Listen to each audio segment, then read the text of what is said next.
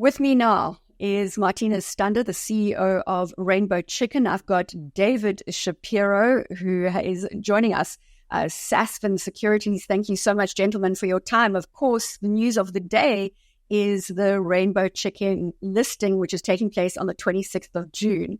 And Marthinus, let's just start with you in terms of the story that has been 2 years in the making and what led to the rationale, the strategy to unbundle and list separately from RCL Foods. Let's start there. I'm Bronwyn.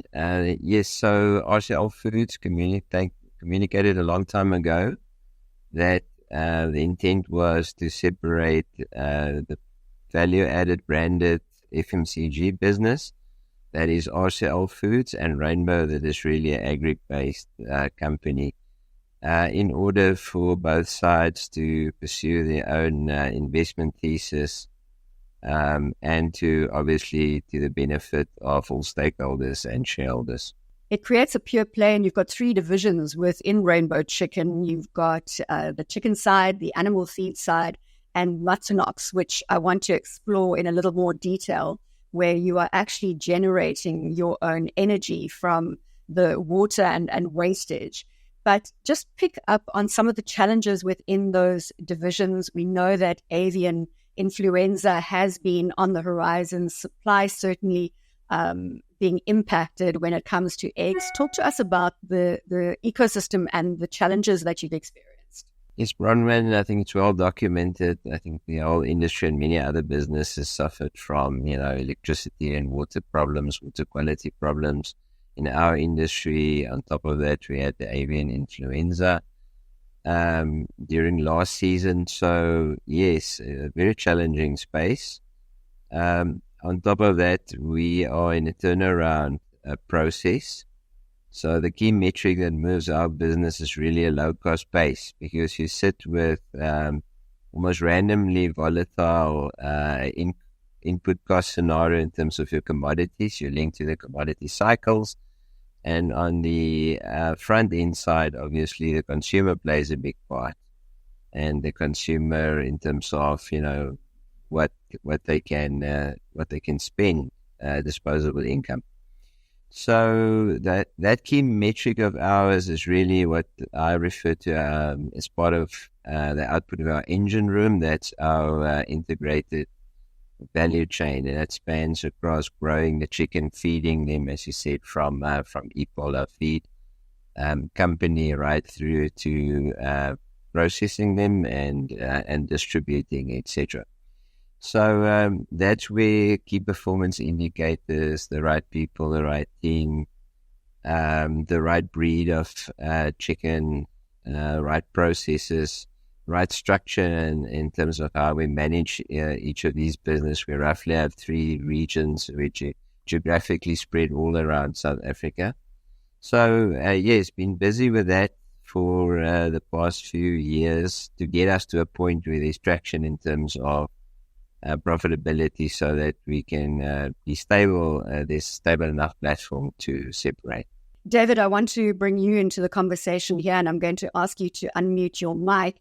In terms of the listing of Rainbow Chicken, this follows on the back of a successful listing for We Buy Cars. We saw that unbundling happening from Transaction Capital earlier this year. This is new momentum building for the JSE. I hope it is. RCL have been there before. In fact, if you look at RCL, that was Rainbow Chickens Limited, if you look at the initials. So we know Rainbow from a long time ago.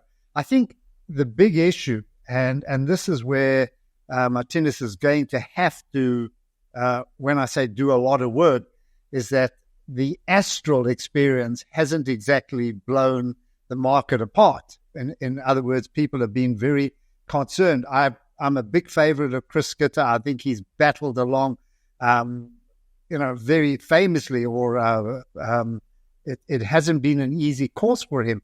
And I think what people will be watching with Marthinus is, are we going to get the same experience, or is this a different kind of operation? And I must say that in Rainbow's case, it's a huge operation. It's a massive operation with many, many farms around the country, which might be, where they do have the competitive edge. So I think asking that question from Marthinus is where do you sit against the experience we've had with chickens and with feedstock on the JSE? Yes, David. So I think we are prone, just as any other chicken company, to the fluctuations and the cycles that are created. And as I said, almost randomly volatile. You can wake up one morning and there's a Russian ship in the harbor and the rand tanks, and you have all sorts of implications on input costs. So I think that is a given. We'll live with that. We are linked to these cycles. And on the front end side, as I said, you also sit with the consumer. But there at least you can change the mix of your product. You can focus on specific categories. You can have the mix of your customer you can play with, and you can innovate. Your brand means something. I think we got wonderful, iconic heritage brands in Rainbow, in Farmer Brown, and in Simply Chicken. We've got a bit of a different side to us in terms of the chilled processed meats, the Simply Chicken Viennas and the bolognas and so forth. And we are in control of our own raw materials. So I'm going back to the fact that the best defense in terms of these fluctuations and things that can happen is to have a low-cost base in your value chain. And that the value chain, yes, it is massive. But I think if you go back to Astral, we've seen the same over time. I think last year was the first year in 23 years that they have reported a loss. So yes, it does fluctuate up and down, go with the cycles. But if you at least have that low-cost base, it's your best defense. And that's what we worked out very diligently to get the key performance indicators on the agri side right, change the breed of chicken, the people, the way that we organize them, the feed molds, the quality of the feed, all those things point towards us being in a better position to weather the storms. And Marthinus, I'm sure that you've heard this question a number of times. Many people seeing delistings happening from the JSE. Of course, you are bucking the trend. And as I said, following the successful listing of We Buy Cars. But are you as a management team ready for the investor onslaught, for the scrutiny that you will receive as rainbow chickens in this listed environment, which is very different to an entrepreneurial environment, even though obviously you've been part of the RCL Foods contingent for so long? Yeah, Bronwyn, we better be. There's no other answer. I think for us to be separated and pursue our own, as I said, investment thesis, be in control of our destiny as much as we can control the things we can control, I think that is first prize for us. Over time, results will have to stack up, as David said, and that's the only thing that will really tell whether that is a sustainable platform that was created by the listing. But Tim, if I can have one more, sorry, just on that side of it, I think the one thing that we're watching very carefully is the local consumer. And I think every company that has reported on the JSE is starting to be wary of the consumer and the pressure under consumer, to a point where we even saw with Oceana's results, that pilchards are being sold by Woolworths now, and pilchards was always associated with the bottom end of the market. Not from my point of view. I keep saying we always ate it on Friday, on Sunday nights on toast. But I mean, as a protein, you're starting to see pressure on, how do you see that the consumer, and certainly, against the price of chickens? David, we obviously, that is absolutely key focus for us. I think we are, I would say, obsessed with what is happening in the consumer space. And that's why we'll also innovate and see how we can produce the cheapest chicken possible on shelf. I think that's really, the industry provides lots of jobs in the rural spaces, in the small towns. So, a very, almost I call it the dynamo of the agri industry. But the point is we got to stay relevant to the consumer. And I think the one beautiful thing about chicken is its versatility, and it is still very much affordable, or the most affordable animal protein.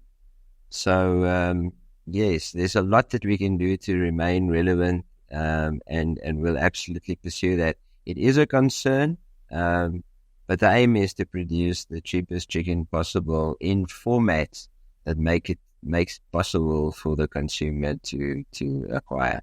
I said I wanted to come back to Marthinus and the renewable energy that you have a solution for in a constrained load shedding environment.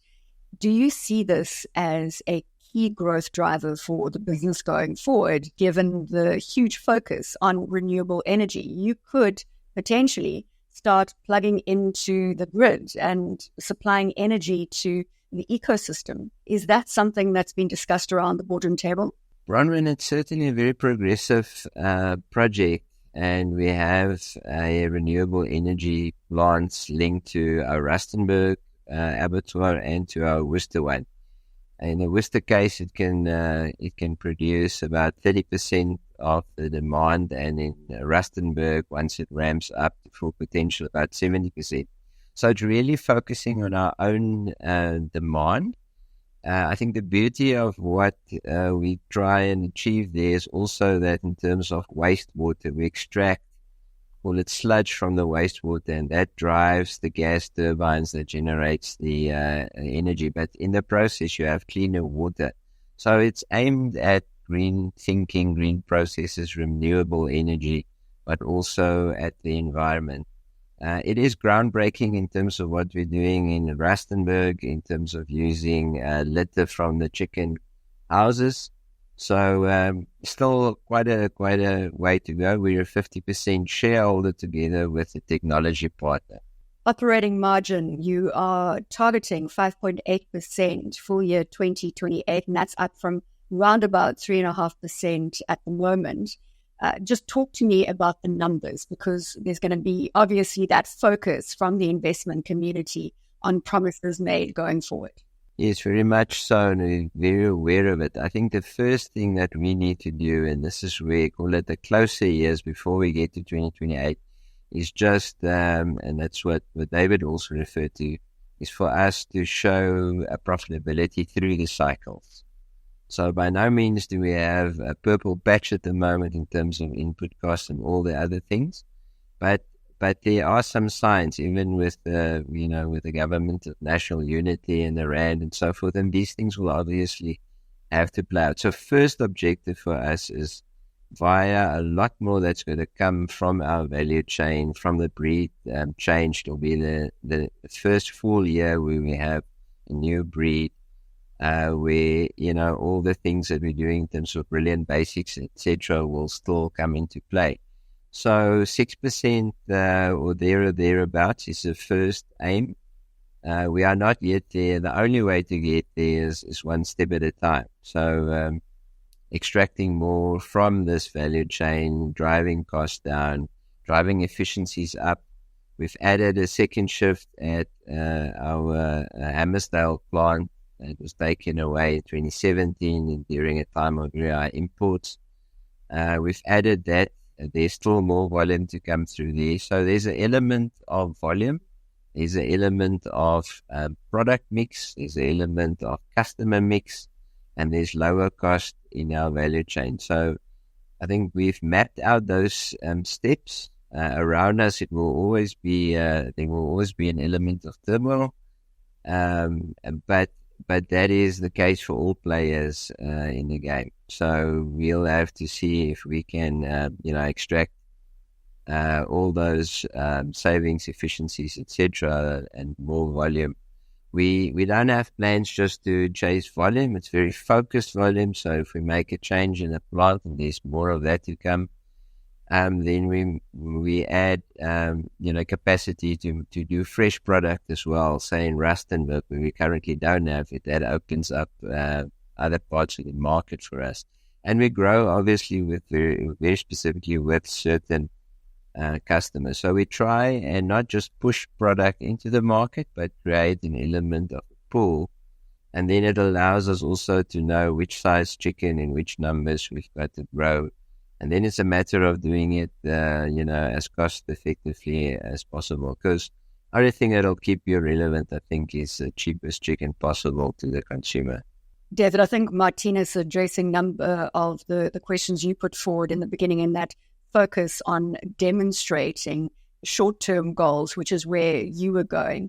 Just back to you on this discussion. Last question, or something that I think is affecting all of us, is, I'm a great bull that interest rates are going to come down. We have to do it, and I think it'll be led by what's happening overseas. We'll start with the States and follow through. And I suppose a question to Marthinus is, I know it could help consumers at the bottom end, but how will you feel the gearing of rates coming down in this? Because they're significantly high here, and it makes it very difficult for companies to operate when your prime rates are around about 12%. Yeah, David, exactly. I think we also see the potential of that, and we also have to believe that could play out, because it will have an impact on the constrained consumer, probably more than anything else. And, we got to create jobs, and we got to do all sorts of things to grow the economy. But I think that'll be first and foremost. It is certainly first and foremost in our minds. It could change the space quicker than anything else that we can think of. One final question from my side, Marthinus, is the regulatory environment. You say, obviously, things change. You can wake up and the environment is suddenly very different to what it was yesterday.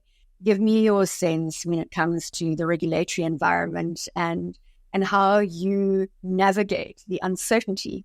Yes, Bronwyn, a massive focus that we have on that, and we try and engage from the ministers down to the secretariat. I think we believe, politicians do come and go, but the secretariats are stable, and we got to remain relevant to it as well. And that's why I said I think we've got a very good story in terms of creating jobs, being in the small door piece, and obviously adding significantly to food security. We are technically very good growers of chicken compared to anybody in the world. We're usually in the top 5 or 6 when it comes to cheapest carcass that we produce. And that's, always verified the University of Wageningen in the Netherlands. So it's independently done. So I think we got a very good case to state, and that's why the master plan, the sectoral master plan, poultry master plan came about, where the objective is to grow chicken consumption, invest in capacity, transformation is high on that agenda, etc., etc. So there's still a lot to do in that regard. We still want to access some markets. We've got the EPA in terms of Europe, Economic Partnership Agreement. We in theory have unlimited access to Europe. We produce chicken cheaper than Europe, but it's non-tariff barriers that keeps us away. And it's only government that can help us there with labs and all the tests and stuff that you have to prove that you are, independently producing and supplying safe chicken. So we've seen the Minister of the DTIC, Minister Patel, has resigned. So we're watching the space in the Government of National Unity and to see who is going to be in the chair there. In agriculture, we've seen Minister Chunu, who's now in a caretaker capacity. So we watch that space as well. Yes, so very much. And obviously the Rand dollar plays such a big, role in commodities. It's almost as if you import the maize because it's the Chicago Board of Trade that determines price, and it's Rand dollar, and similarly with soya. So we can hope. I think there's definitely a positive outlook at the moment. The issue is how is it going to play out over time. But I do believe chicken will be around. I said the other day, if the lights are switched off one day, I think we'll be there until the last days because it's relevant. It's a wonderful product. It's versatile. People that have chicken are happy people, whether it's live chicken or dead chicken. So, yeah, we're passionate about what we do, and we're just going to try and hang in there, do it as best as possible, and often the playing field's the same on all sides. And I just look at the brand behind you, and I know that I've grown up with Rainbow Chicken. It is one of those household brands in South Africa. We really appreciate you taking time out of, I know what is a hectic diary as you lead up to that listing next week. So Marthinus, best of luck. And we'll certainly be following the story, and a great brand in South Africa coming to the JSE as a separate listed entity poised for great things. Thank you very much for your time. Marthinus Stander is the CEO of Rainbow Chicken.